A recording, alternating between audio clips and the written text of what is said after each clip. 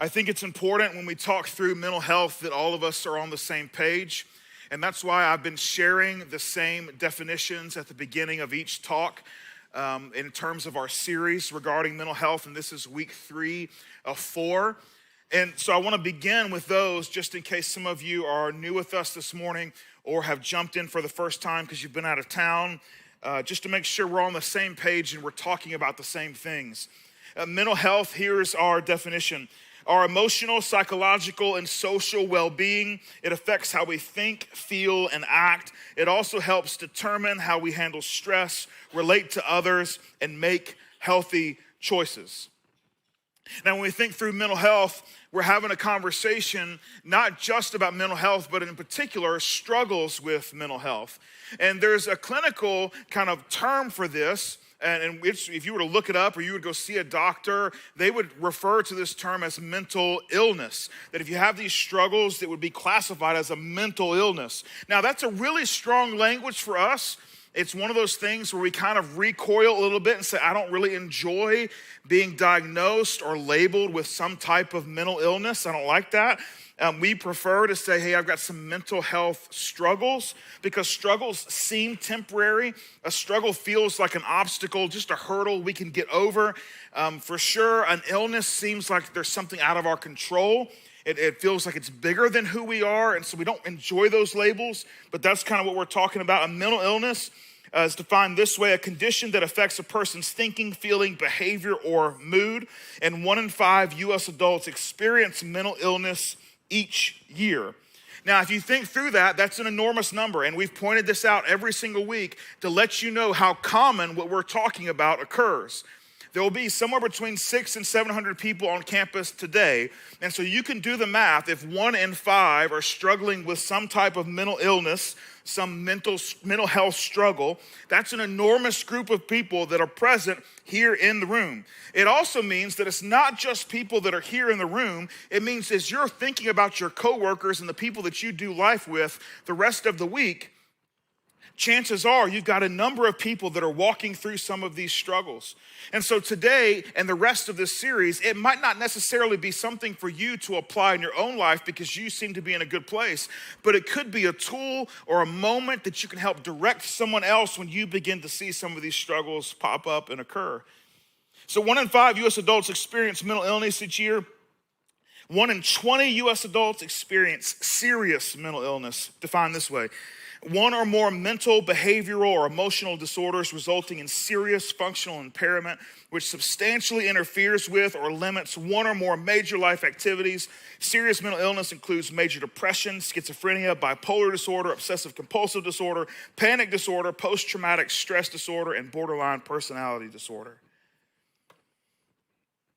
When we ask the question, what causes this? We find there is no single cause for mental illness, but there are a number of factors that contribute to the risk for mental illness. Adverse childhood experiences such as trauma or history of abuse, child abuse, sexual assault, witnessing violence, etc.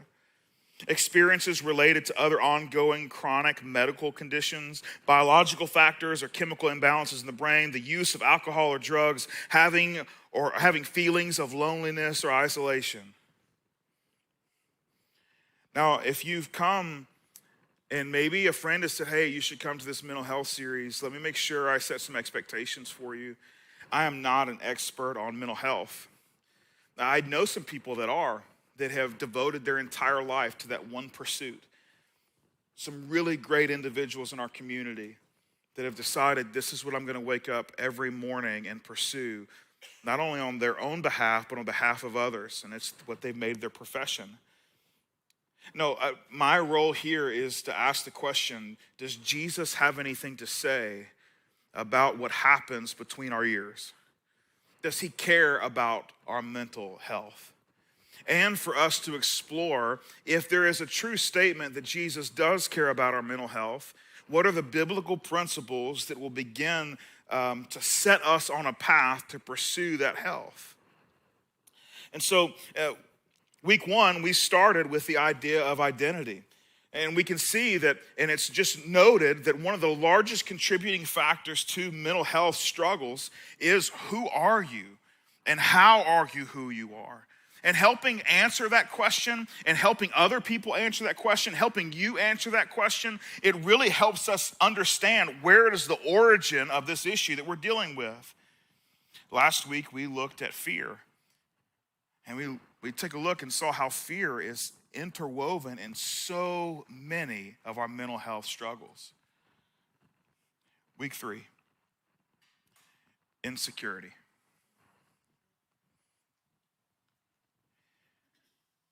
Insecurity.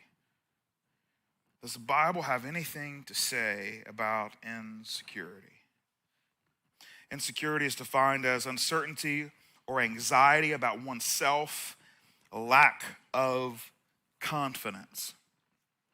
What's your mental picture when you hear the word insecure? Is there an image? Is there a person that comes to mind? Maybe you got a TV character or a movie character. If you're like me, you're thinking of the T-Rex on Toy Story. No? Yeah? Right? Like, do you have a picture of what an insecure individual or person kind of looks like? Maybe the image that comes to your mind is the image you see when you look in the mirror.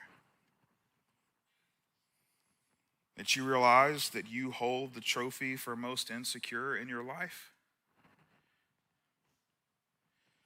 Well, the truth is, everyone experiences insecurity on occasion. You can't get rid of it. Even if it's the smallest little thing, like, you're out shopping and you've got to get, I don't know, say someone decides to get married and they do it on Saturday when Georgia's playing.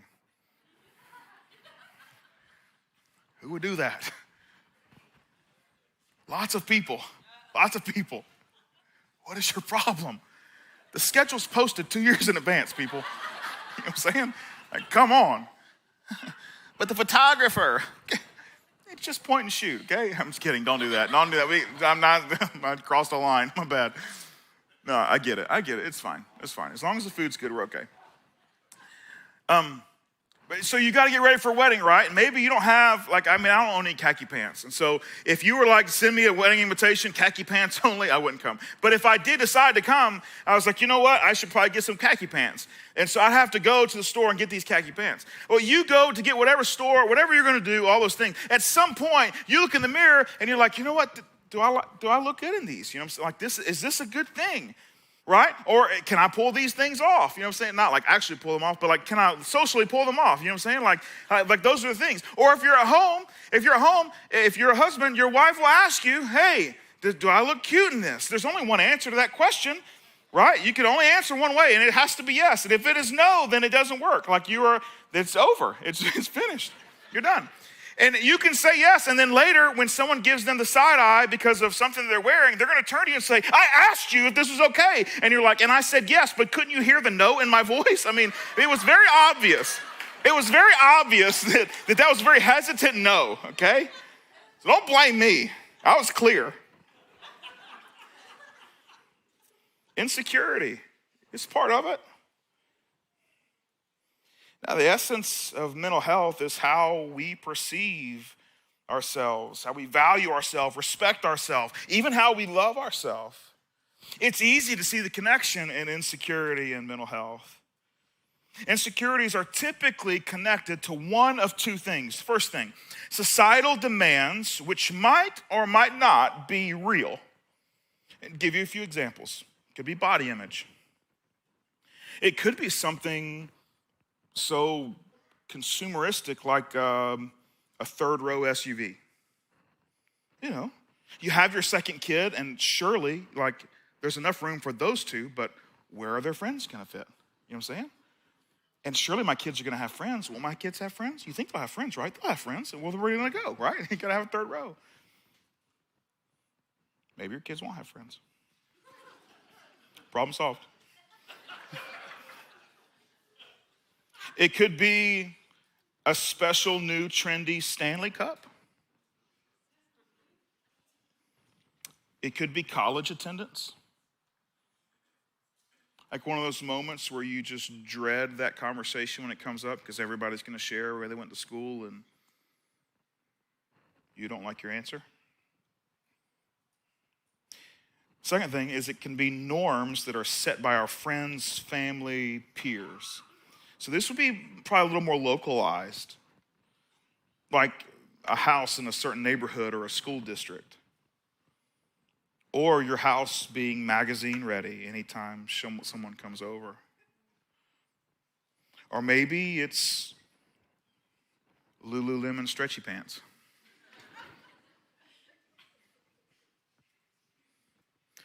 Insecurity shows up in a number of ways.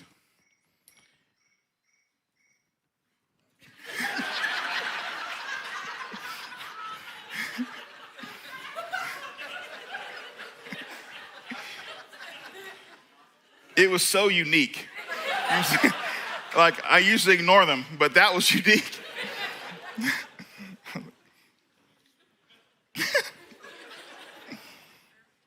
Insecurity can show up in a number of ways. I got a few.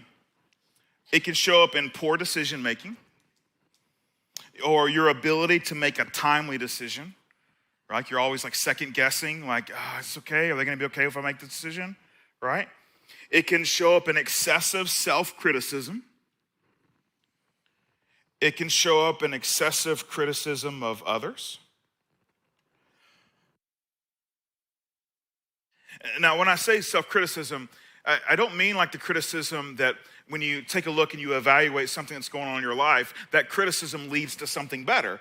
Like, we have that ability. We have the ability to criticize ourselves, and that's a good thing for us to take a look and say, you know what, I got to do better at this.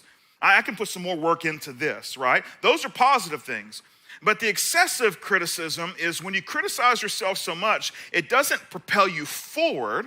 It actually causes you to not do anything about it because you're stuck. Or it causes you to continue the behavior that has put you in the place to cause the criticism to begin with. It shows up in low self-esteem. It shows up in an exaggerated sense of self to mask your genuine emotions. It shows up in perfectionist tendencies to the point where you are dissatisfied with everything. That there's never anything that you take a look at that you don't have something critical to say. It shows up in prioritizing the wishes and preferences of others at the expense of your own. I want to read you 5 stories this morning.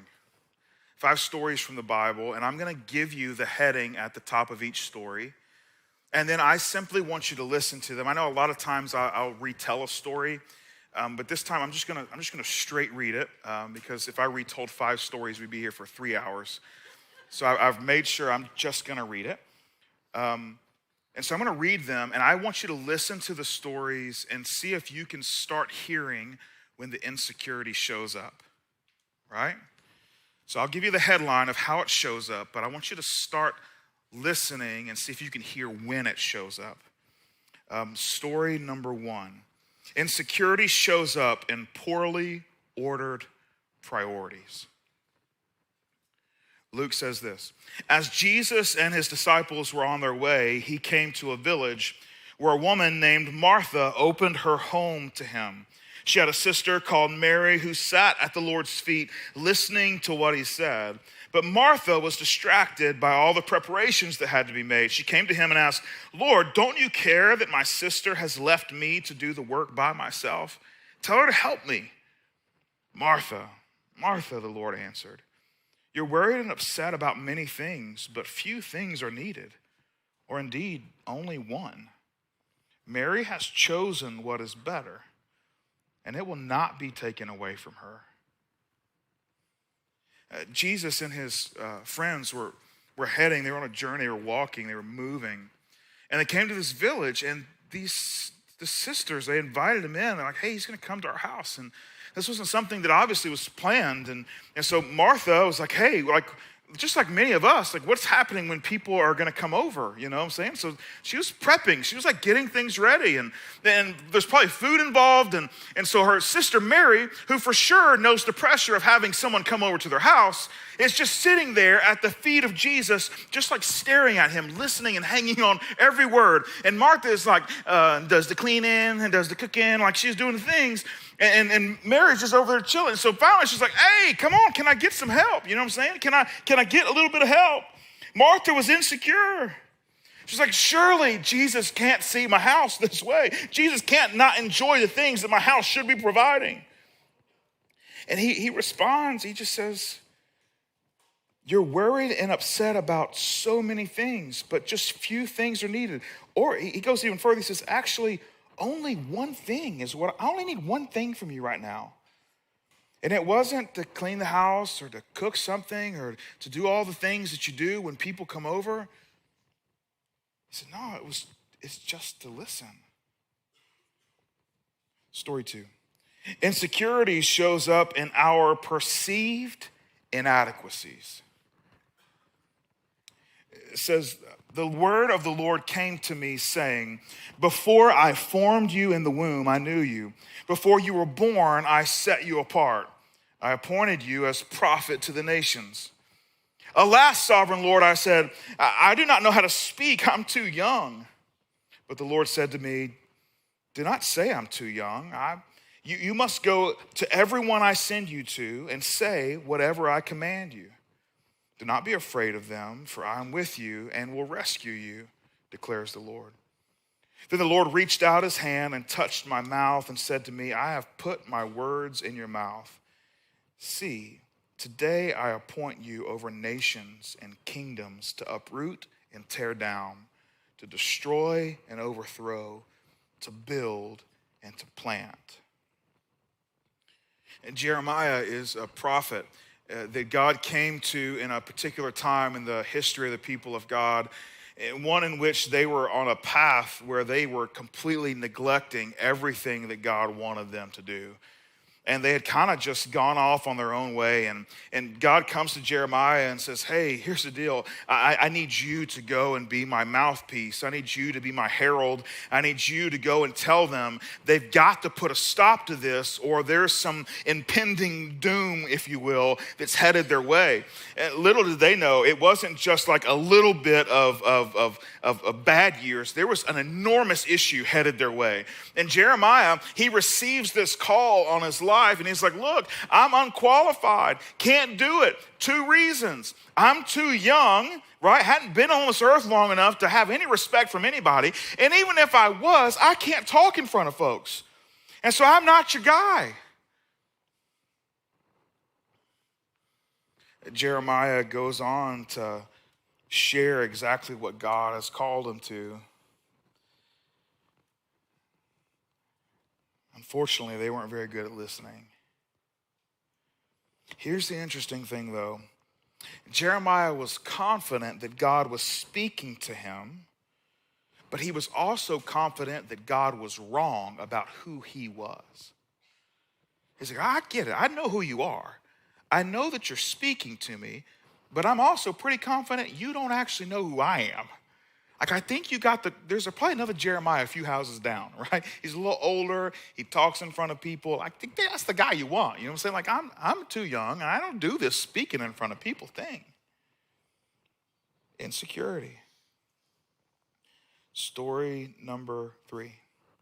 Insecurity shows up in our comfort zone and our refusal to leave it. As Jesus started on his way, a man ran up to him and fell on his knees before him. Good teacher, he asked, what must I do to inherit eternal life?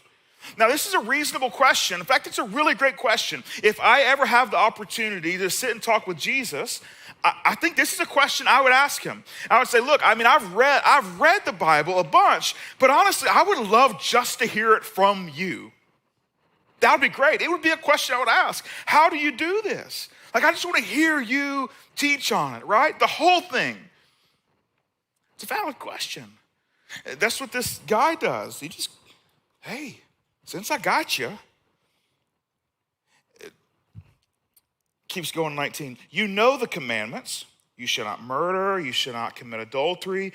You shall not steal. You shall not give false testimony. You shall not defraud. Honor your father and mother. Teacher, he declared, all these I have kept since I was a boy. And Jesus looked at him and loved him. One thing you lack, he said. Go sell everything you have and give to the poor, and you will have treasure in heaven. Then come, follow me."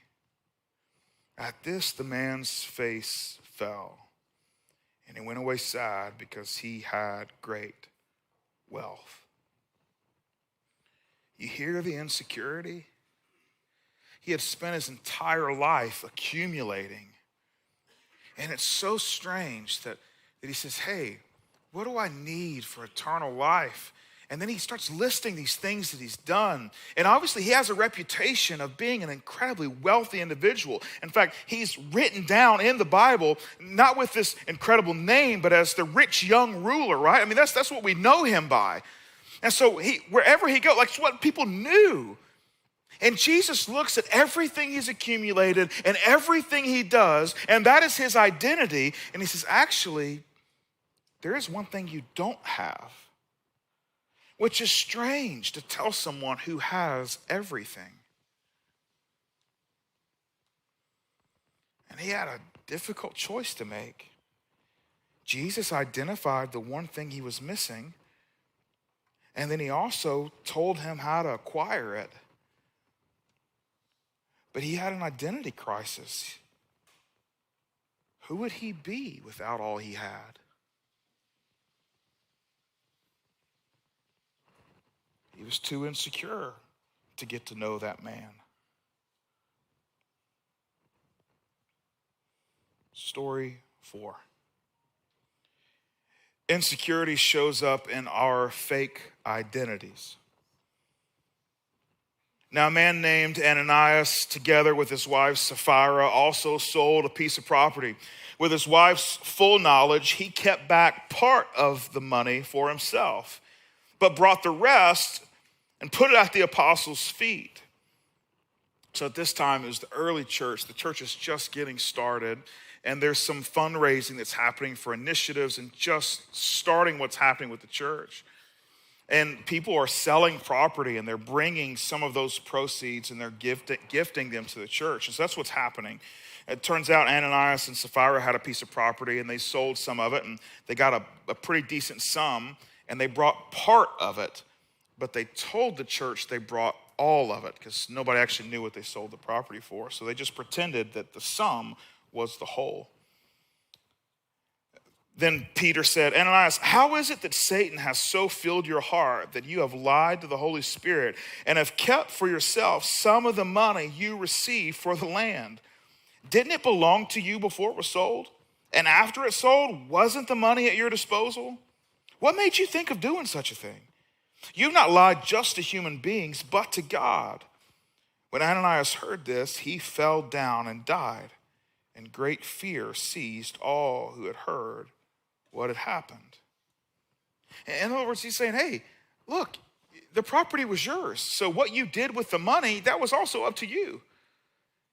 So it would have been just fine for you to bring a partial amount and say, hey, this is what we're giving to the church. No, there's no problem with that. Like what made you think that I need to pretend that we're giving 100%? Like why would you want to do that? Why would you feel the need to do that? It continues. Then some young men came forward, wrapped up his body, carried him out, and buried him. That was quick. About 3 hours later, his wife came in, not knowing what had happened. What? Nobody tweeted this? Peter asked her, "Tell me, is this the price you and Ananias got for the land?" So he's like, "Look, hey, I got this money from your husband. Is this how much you got for the land?" So he's trying to give her a chance. "Yes," she said, "that is the price." Peter said to her, "How could you conspire to test the Spirit of the Lord? Listen, the feet of the men who buried your husband are at the door, and they will carry you out also." At that moment, she fell down at his feet and died. Then the young men came in, and finding her dead, carried her out, buried her beside her husband. Great fear seized the whole church and all who heard about these events. No kidding. They were so insecure. Here's the crazy thing. This is the way insecurity works with us. If they had just told the truth, and we don't know what the percentage was. Maybe it was 10%, 20%, 50%. We have no idea, right? Whatever percentage they took. If they had just said, hey, yeah, we sold a piece of property, and after talking about it, we decided we wanted to make this pretty decent sized gift. We're just going to give it, right? Like, that would have been great. In fact, people would have been like, man, that's a really great example of generosity. Thank you for leading the way, right?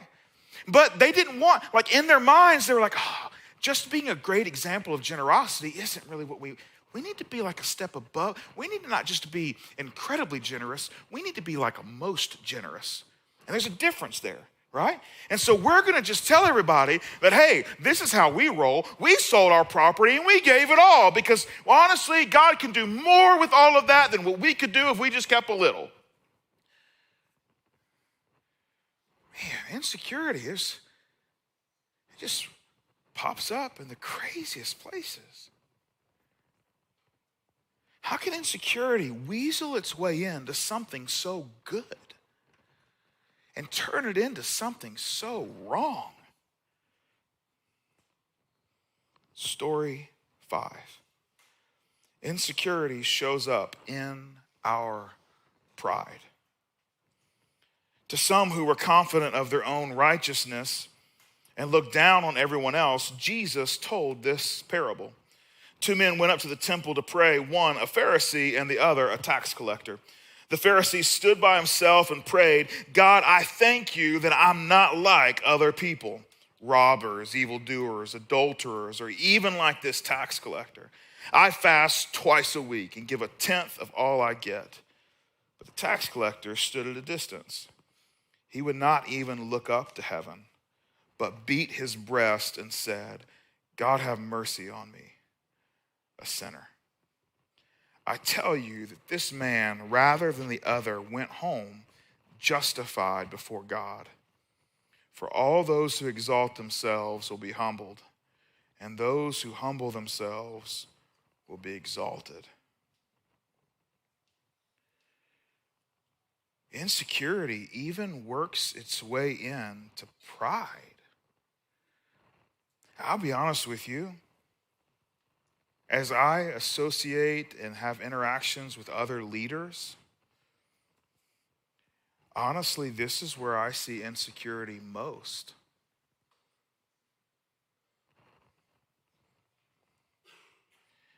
The picture that I have in my head is never of the T-Rex on Toy Story, honestly.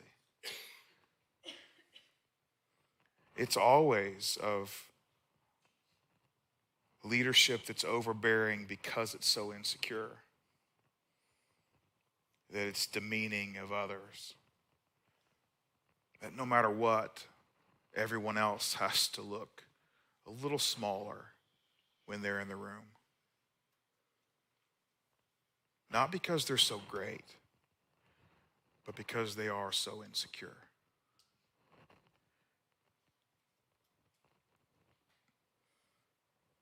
I'll tell you, there is one thing that insecurity hates. And if we look at all 5 stories, you will find this little nugget hidden in all of them.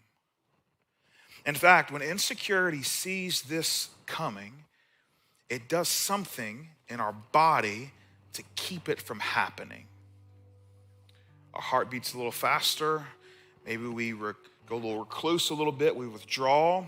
Or maybe it causes us to get a little louder to make sure that we got the pedestal height right with everyone else in the room. When insecurity sees this thing coming, it does everything it can to keep it from happening. And somehow it even convinces us that it's a good thing. Let's take a look. Martha, in the first story, her house wasn't ready, her food wasn't ready. Here was Jesus, this incredibly important, well-known rabbi, possibly even rumors going about that he was the Son of God. sitting there in her house, and she's like, oh, good gracious alive, I know what I'm supposed to be doing. And the truth is, if I don't get my stuff together, I might only get one shot to host this guy in my house. I don't want to fail at that. No, I got to get my stuff together. I don't want to fail to meet his expectations. Look at Jeremiah. He says, I'm too young. I don't even know how to speak. I'm sure if you asked me to go, if I were to go even attempt to this, I would 100% fail. There's no chance I can do this. Too young, can't speak. Wrong Jeremiah, he's a few houses down, the one you're looking for. You look at the rich young ruler. His entire life was about what he had accumulated and what he had accomplished. And Jesus said, will you get rid of all of those things and follow me? And what would that make him then? Everything that he had done up until that point would be for nothing. He would be an absolute failure. Ananias and Sapphira, these people's expectations and the notoriety that came was such a gift. The perceived failure if they had just been normally generous. But who wants to be normally generous when you can be most generous? I don't want to fail at that. I want to exceed people's expectations. Look at the Pharisees. Pharisees are afraid to admit that relative to God's expectations for righteousness, they were already failures. And so instead, their prayer was filled with all the things they were and thankful not to be included with all the people who are just a bunch of sinners. Insecurity hates failure. Why? Because insecurity knows that failure is never final. But it tries to convince us that it is. You see, insecurity will say, hey, no, we cannot afford to fail. Do not fail. Let's withdraw. Let's stop. In fact, we would prefer just to quit. We would prefer just to not even try, because not even trying would be much more palatable, sustainable, digestible than actually taking a chance and failing, because then we've got to deal with all those people looking at us in the middle of our failure. We would rather just sit here and kind of hide. And so we don't want to do those things. But the truth is that when you fail, you actually learn something. You actually have an opportunity to get better at it. Insecurity doesn't want that for you. And so they convince you that failure is final and failure is the worst. But the truth is, it's not. It's not. It's not the worst at all.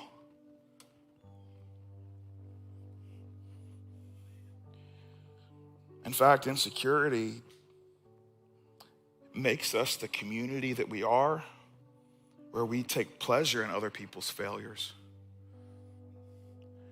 And we get to watch someone fall on their face. And then we make fun of it.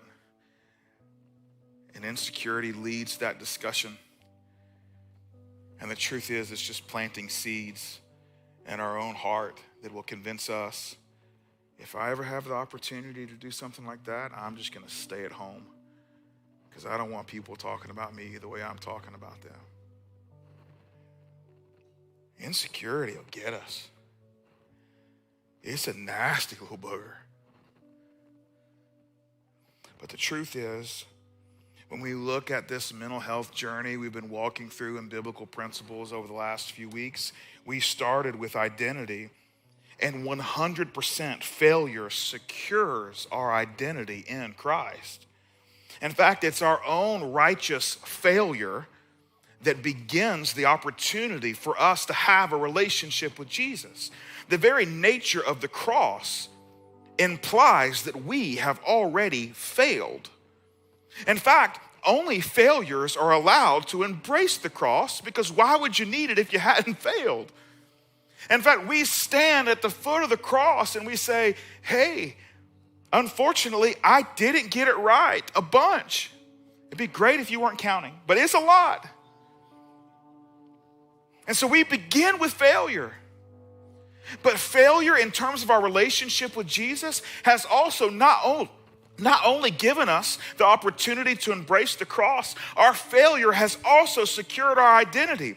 Because without the recognition of our failure in terms of God's standards, we would not understand the need for our identity to be in Jesus. And so for that reason, we get to be called sons and daughters of God. Not because our circumstances dictate that, but because the reality of our failures dictate that that is something we need. And so instead of having a circumstantial identity, we get to have an identity by our Creator that was given and gifted to us. Truth is, all have sinned and fallen short of the glory of God. Another way to say that, every one of us have failed God. Failure also narrows our calling. Week 2, we talked about how do you deal with fear. One of the greatest ways to deal with fear is to pursue a calling. That if you have a calling, you're resolute on it, and it's right in front of you, and there's nothing that's going to happen that's going to keep you from it. Where fear might talk you out of something that doesn't matter to you, but if you feel called and passionate and you know God has this for you and there's no doubt in your mind, you will pursue it regardless of the things that are on your left and right. But the truth is that failure helps us narrow that, because there are moments in our life where we will be pursuing a calling and suddenly we've gotten off on a little tangent, small little rabbit trail, and it seems like, hey, everything is fine. But suddenly a failure will awaken us to say, oh goodness, I was chasing the wrong thing. Thank goodness. Thank God I failed. Because why would I want to spend the rest of my life chasing this rabbit when I actually have a calling? Failure can be one of the greatest gifts given to us when it gets us back on the path that God has called us to.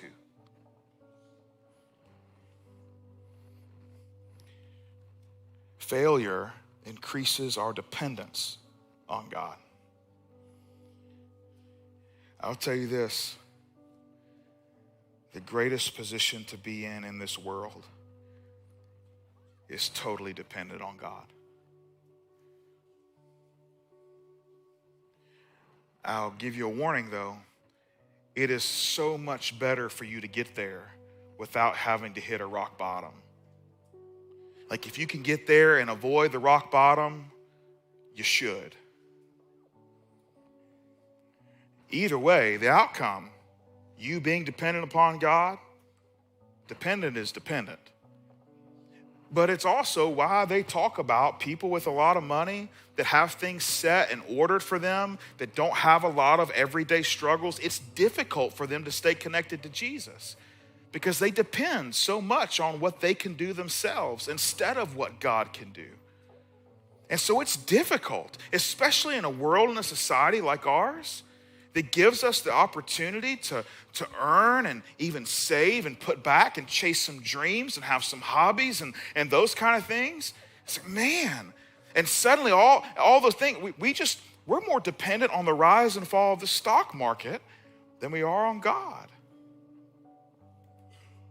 But if failure becomes an incredible gift that reminds us, kind of what Jesus said to Martha, you got all these things, but really, there's just one. Just one.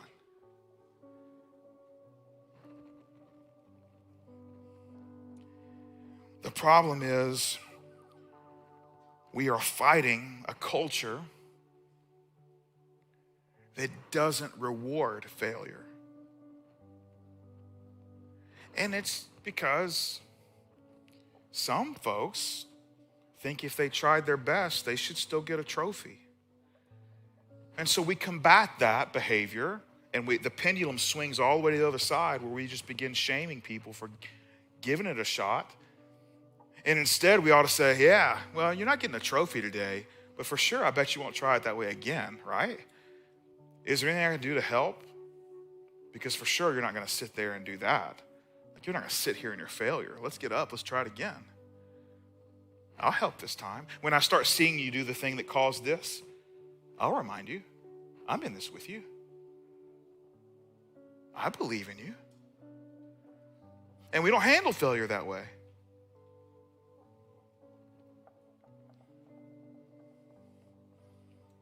And thus we have insecurity.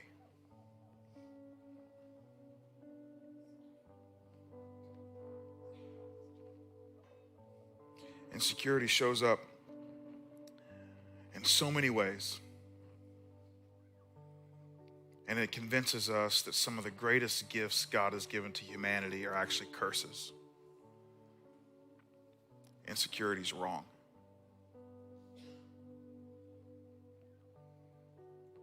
Follow Jesus. You will fail a lot.